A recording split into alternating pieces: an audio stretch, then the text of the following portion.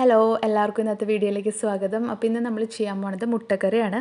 അപ്പോൾ അതിന് വേണ്ടിയിട്ട് 2 വലിയ സവാളയും ആവശ്യത്തിന് പച്ചമുളകും എരിവിന് ആവശ്യത്തിനുള്ള മുളക് എടുക്കുക. ഞാൻ 2 മുളക് എടുത്തിട്ടുള്ളൂ.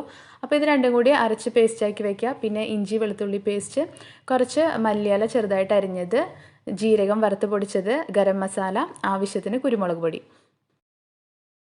മുട്ട പുഴുങ്ങിയത്, പിന്നെ വേണ്ടത് കുറച്ച് തേങ്ങാപ്പാലാണ്. തേങ്ങാപ്പാൽ എടുക്കുമ്പോൾ അത്യാവശ്യം കട്ടിയുള്ള തേങ്ങാപ്പാൽ എടുക്കാം. ഇനി ഒരു പാത്രത്തിലേക്ക് കുറച്ച് എണ്ണ ഒഴിച്ചിട്ട് നല്ല ചൂടായി വരുമ്പോൾ അതിലേക്ക് നമ്മൾ നേരത്തെ അരച്ച് വെച്ചിരിക്കുന്ന സവാളയും പച്ചമുളകും കൂടി ചേർത്തിട്ട് നല്ലപോലെ വഴറ്റിയെടുക്കണം. കുറച്ച് ടൈം എടുത്ത് തന്നെ ലോ ഫ്ലെയിമിലിട്ടിട്ട് സവാള വഴറ്റിയെടുക്കുക.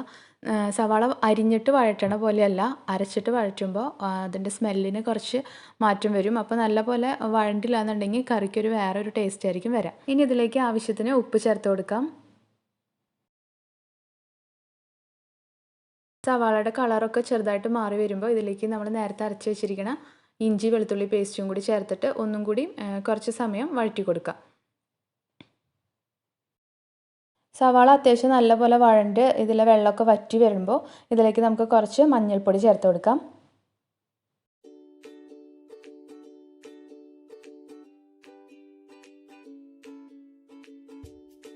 പിന്നെ ചേർത്ത് കൊടുക്കുന്നത് കുരുമുളക് പൊടിയാണ്.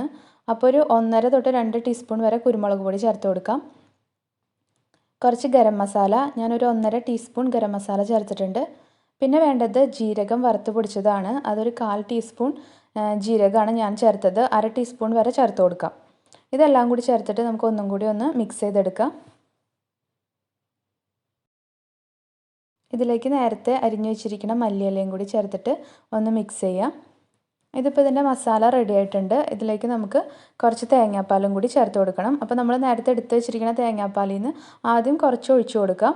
അപ്പോൾ നമുക്കൊരു തിക്കായിട്ടുള്ളൊരു ഗ്രേവി ആയിട്ടാണ് എടുക്കണത്. അപ്പോൾ അതുകൊണ്ട് എല്ലാം കൂടി ഒരുമിച്ച് ഒഴിക്കേണ്ട, കുറേശ്ശെ ചേർത്ത് കൊടുക്കുന്നതായിരിക്കും നല്ലത്. അപ്പോൾ ഇതൊന്ന് തിക്കായി വരുമ്പോൾ ബാക്കിയുള്ള പാലും കൂടി ചേർത്തിട്ട് ഒന്ന് തിളപ്പിച്ചെടുക്കാം.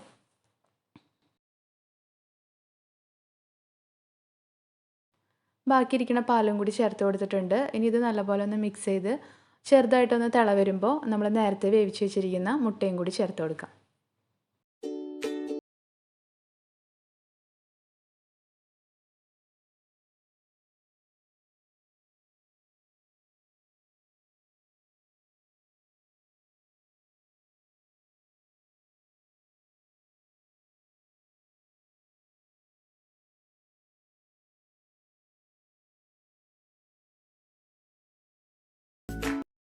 അപ്പോൾ നമ്മുടെ എഗ് മലായി റെഡി ആയിട്ടുണ്ട്. അപ്പോൾ ഇത് കഴിച്ച് നോക്കാത്തവരുണ്ടെങ്കിൽ എന്തായാലും ട്രൈ ചെയ്ത് നോക്കണം. വീഡിയോ ഇഷ്ടപ്പെടുകയാണെങ്കിൽ ലൈക്ക് ചെയ്യാനും സബ്സ്ക്രൈബ് ചെയ്യാനൊന്നും മറക്കരുത്.